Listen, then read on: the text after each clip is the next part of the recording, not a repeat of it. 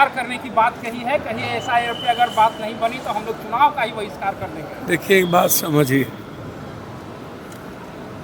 अभी संविधान कौन बनाता है? संसद।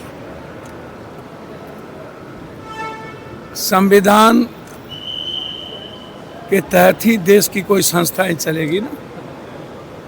संसद को पूरा अधिकार है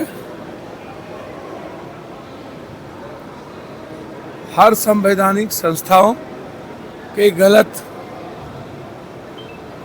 रास्ते को अपनाकर जब संविधान पर से कोई ऊपर हो जाता है तो फिर हम लोग उस पर विचार करते हैं। तो संसद को पूरी ताकत है, ये आप समझिए। तो अब भाग रही है सरकार संसद से बहस करने से। हमारी व्याख्या सर्वोच्च न्यायालय कर सकती है, और संविधान में जो ताकत है वो ताकत किनको मिला हुआ है? स्टेट गवर्नमेंट को मिला हुआ है किसी भी तरह के इलेक्टोरल रोल को बनाने में। अब आप स्टेट से भी ऊपर हो गए, ये नहीं चलेगा। हमारे पास यदि हमारी ताकत को, आवाज़ को संसद में दबाई जाएगी तो हम लोग आर पार की लड़ाई लड़ेंगे। और यदि हम जनता से नहीं जीतेंगे तो हमारे पास सर्वोच्च न्यायालय है।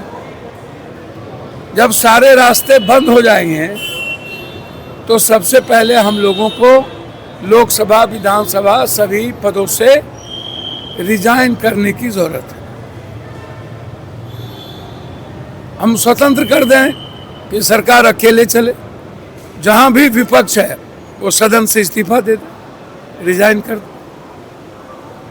तो पूरी दुनिया इस बात को देखेगी कि किस तरीके से संविधान के लिए आज आरएसएस का जो एजेंडा है, बीजेपी और चुनाव आयोग जो बीजेपी का प्रवक्ता बना हुआ है, कैसे देश और संविधान और लोकतांत्रिक मूल्यों के लिए खतरा हो गया।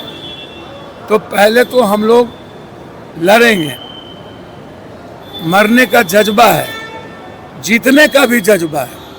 हम लोग हारे नहीं हैं, ना हारेंगे। लेकिन जब सर्वोच्च न्यायालय भी कोई न्याय नहीं कर पाएगा तब फिर हमारे पास जनता के अलावा कोई रास्ता नहीं है, और हम सबको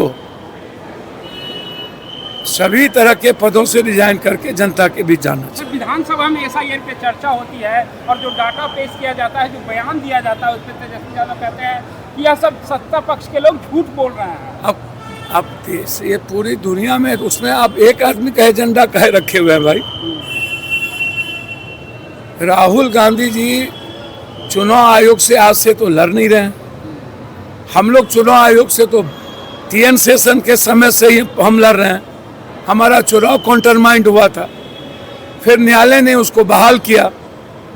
राहुल गांधी जी, चाहे वो महाराष्ट्र का चुनाव हो, चाहे दिल्ली का, चाहे बंगाल का चुनाव हो, हमारे नेता और पूरा देश, और महाराष्ट्र के चुनाव से तो लेके हम लोग बहुत गंभीर हैं।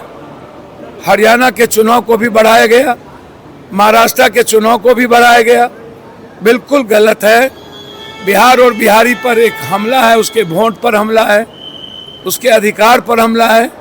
वैसे ही ये लोग बम्बई में, गुजरात में, असम में बिहारियों पर हमला कर रहे हैं, और अब हमारे नस्ल पर हमला कर दिया गया है। तो जब नस्ल ही नहीं बचेगा और जीने के अधिकार ही नहीं बचेंगे तो फिर जी के क्या करेंगे?